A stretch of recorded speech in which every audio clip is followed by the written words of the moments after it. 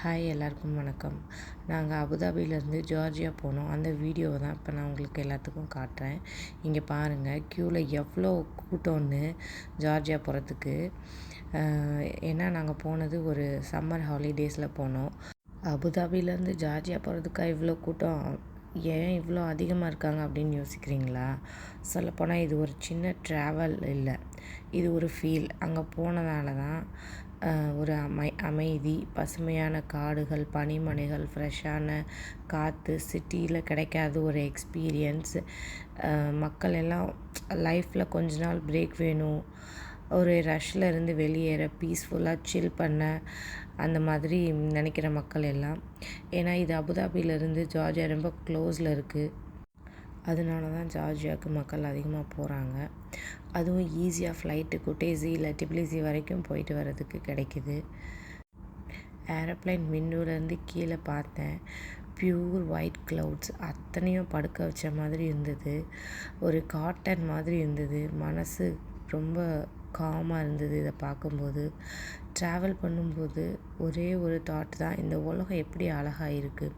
இந்த ஃப்ளைட் ரைடில் ஒரு வேளை சும்மா டைம் பாஸ் பண்ணலான்னு நினச்சேன். ஆனால் இந்த க்ளவுட்ஸை பார்த்த உடனே எல்லாமே மறந்துட்டேன். ஜஸ்ட் நம்ம யூனிவர்ஸ் ஒரு சின்ன டாட் மாதிரி தான் இல்லை. நம்ம எல்லாருக்குமே ட்ராவல் பண்ணுறது ரொம்ப பிடிக்கும்னு நினைக்கிறேன். ஏன்னா இதான் ரீசனாக இருக்கணும். நம்ம எல்லாருக்கும் ட்ராவல் பண்ணணும், மைண்ட் ஃப்ரெஷ் ஆகணும், ஹார்ட் ஃபுல்லாக இருக்கணும். கீழே பாருங்கள், இந்த லைட்ஸ்.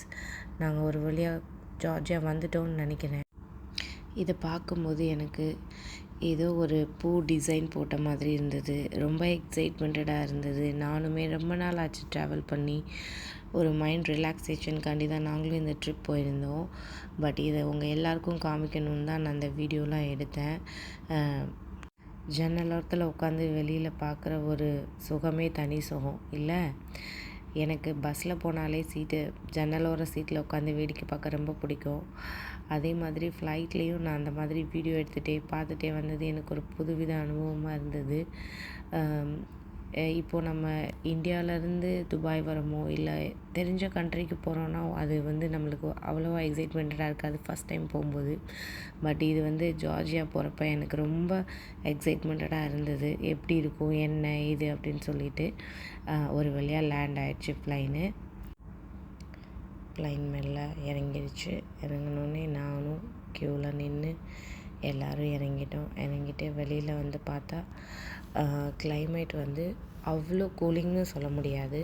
பட் நாங்கள் அபுதாபியில் இருந்த ஹீட்டுக்கு நாங்கள் இங்கே இறங்கும்போது நார்மலான ஒரு ஹீட் தான் இருந்தது. அதுக்காண்டி ரொம்ப சில்லுன்னும் இல்லை, ரொம்ப ஹாட்டாகவும் இல்லை எனக்கு. அதே மாதிரி இங்கே நார்மலாக போகிற ப்ளைனில் எல்லாம் ஒன் சைட் கேட் மட்டும்தான் திறப்பாங்க. ஆனால் இதில் 2 சைடுமே கேட் திறந்துருந்தாங்க. 2 சைடுமே க்யூவில் மக்கள் வந்துட்டுருந்தாங்க. அப்புறம் ஜார்ஜியா குட்டைசிக்கு தான் நாங்கள் வந்திருக்கோம். குட்டைசி ஏர்போர்ட் பார்த்திங்கன்னா ரொம்ப சின்னதாக தான் இருந்தது. பட் ரொம்ப க்யூட்டாக அழகாக இருந்தது. அதுக்கப்புறம் எங்களை பிக்கப் பண்ணுறதுக்கு கார் வந்தது. அதில் ஏறி காரில் போகும்போது எனக்கு 2 சைடும் மரங்களை பார்த்தோன்னே ரொம்ப சந்தோஷமாக இருந்தது. ஏன்னா டெசர்ட்டில் இருந்துட்டு இந்த மாதிரி மரங்களை பார்க்குறவங்களுக்கு எவ்வளோ ஹாப்பியாக இருக்கும்னு இந்த வீடியோ பார்க்குறவங்களுக்கு தெரியும். இது லிட்ரலி மினி இந்தியா மாதிரி தான் எனக்கு தெரிஞ்சது. இந்த காரில் உட்காந்து போகும்போது போகிற 2 சைட்லேயும் நம்ம மரங்களும் எல்லாம் அப்படி இருந்தது. இப்போது இது நாங்கள் குட்டேசி வந்துட்டோம். இது ஒரு வாட்டர் ஃபவுண்டன் இருந்தது. அது நல்லா ஃபோட்டோ எடுத்துகிட்டு வீடியோ எடுத்துகிட்டே போனேன். இதுக்கு நியர்பையில் தான் நாங்கள் தங்கியிருந்த ஹோட்டல். இந்த ஹோட்டலுக்கு எதிர பார்த்தா ஒரு வீட்டில் ஒரு சின்ன கிரேப்ஸ் கொடி மரம் இருந்தது. அதை பார்த்தோன்னே எனக்கு ரொம்ப சந்தோஷமாக இருந்தது. முதல் முறையாக கிரேப்ஸ் அந்த கொடியில் நான் அந்த கிரேப்ஸை பார்க்குறது, அதுவும் ஒரு வீட்டில் வளர்த்துருந்தாங்க. சூப்பராக இருந்தது. அதுக்கப்புறம் அப்படியே காரில் ஏறி நாங்கள் இன்றைக்கி பிரமோதேஷ் கேவ் போனோம். அதை போகிற வழியில் பார்த்திங்கன்னா இந்த 2 சைடும் மரங்களை பார்க்குறப்போ எனக்கு மனதுக்கு அவ்வளோ இதமாக இருந்தது. வாழ்க்கையில் நம்ம ஓடிட்டே போகிறோம், ஆனால் சில நேரம் இந்த மாதிரி மரங்களோட சைலண்ட் ப்ரெசன்ஸ் நம்ம ஸ்லோ பண்ணி என்ஜாய் பண்ண சொல்லுது. இது ஒரு ரோட் ட்ரிப் இல்லை, இது ஒரு ஃபீல்ட் ட்ரிப்பு தான் எனக்கு. நான் சொன்னேன் பார்த்தீங்களா, இதை பார்க்கும்போது இந்தியாவில் ஒரு கிராமத்துக்கு வந்த மாதிரி தான் இருந்தது. ரோடு ஃபுல்லாக மாடு. அதை பார்க்கும்போது எனக்கு ரொம்ப என்ன சொல்கிறது, எங்கே போனாலும் மனுஷங்க தான் இடத்துக்கு தகுந்த மாதிரி மாறுறாங்க. இயற்கை எப்பயுமே எப்படி இருக்கோ அப்படியே தான் இருக்குது.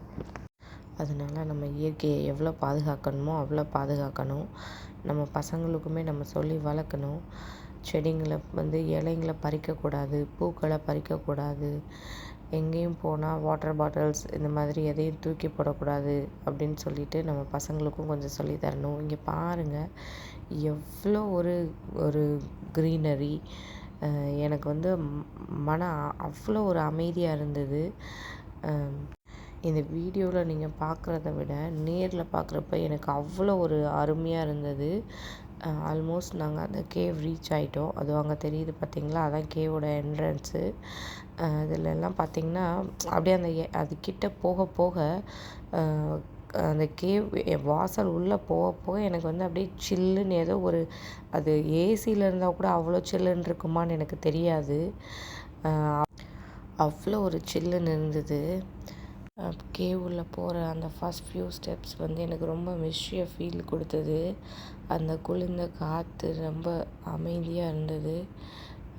இந்த பாறைங்கள்லாம் எடுத்து சின்ன சின்ன கல்கள் அதெல்லாம் எடுத்து ஓரமாக வச்சு அது சூப்பராக வச்சுருந்தாங்க. இதை பார்க்கும்போது எனக்கு ஏதோ வேறு ஒரு உலகத்துக்கே நம்ம போன மாதிரி, டைம் ட்ராவல் பண்ணி வந்த மாதிரி இருந்தது.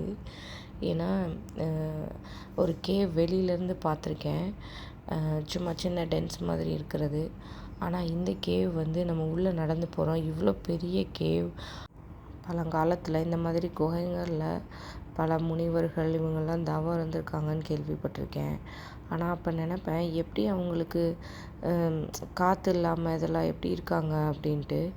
ஆனால் இந்த கேவில் போனதுலேருந்து எனக்கு அவ்வளோ ஒரு சில்னஸ், என்ன சொல்கிறது, ஒரு 4-5 ஏசி ரூமில் இருந்து ஒட்டுமொத்தமாக போட்டால் கூட அவ்வளோ ஒரு சில்னஸ் கிடைக்காது நம்மளுக்கு. அப்படி ஒரு சில்னஸ் இருந்த இந்த கேவில் நடந்து போகும்போது எனக்கு ஒரு எக்ஸ்பீரியன்ஸ் இருந்தது.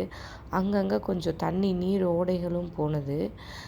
அது பார்க்குறப்ப கூட அது டிஃப்ரெண்ட் எக்ஸ்பீரியன்ஸாக இருந்தது. இது என்னென்னா, நம்ம கேவுலேயே ஸ்டெப்ஸில் ஏறி போகிற மாதிரி இருந்தது. இப்போ பார்த்திங்கன்னா, நீங்கள் மேலேருந்து பார்க்குறது ஒரு சின்ன குட்டி ஒரு தேன் கூடு மாதிரி இருக்கும். ஆனால் தேன் கூடு கிடையாது, அது ஒரு குட்டி தொங்குற பாறை தான் அது. அதுக்கப்புறம் லேசாக மியூசிக், லைட்னிங்கு, அந்த ஆம்பியன்ஸ் எல்லாம் அந்த கேவில் ஒரு மேஜிக்காக இருந்துச்சு. இது ஒரு அட்வென்ச்சர் கிடையாது, இது ஒரு ஒண்டராக இருந்தது எனக்கு இதை பார்க்குறப்போ. அது உள்ளேயே ஒரு குட்டி டனல் மாதிரி போனது. இப்போ நான் அது உள்ளே தான் போயிட்டு இருக்கேன். அதில் லைட்னிங் சூப்பராக இருந்தது. அதுக்கப்புறம் பார்த்திங்கன்னா, மேலே ஸ்டெப்ஸில் ஏறி அப்படியே போனோன்னா அங்கே ஒரு ஒண்டர் வேர்ல்டே உள்ளே இருந்தது. கொஞ்சம் எப்படி ஆட்களை கூட்டிகிட்டு போகிறாங்கன்னா, ஒரு 10-20 பேர் ஒரு குரூப்பாக கூட்டிகிட்டு போகிறாங்க. அதுக்கு ஒரு கைடு இருக்காங்க. கைடு அவங்க உள்ளே இருக்கிறத சொல்லிகிட்ருக்காங்க, இங்கே இருக்கிறத பற்றின ஹிஸ்ட்ரி இதெல்லாம். இப்போ பார்த்திங்கன்னா, இந்த பாறைங்கள்லாம் இதெல்லாம் கொஞ்சம் பெரிய பாறைங்களாக இருந்தது பாருங்கள்.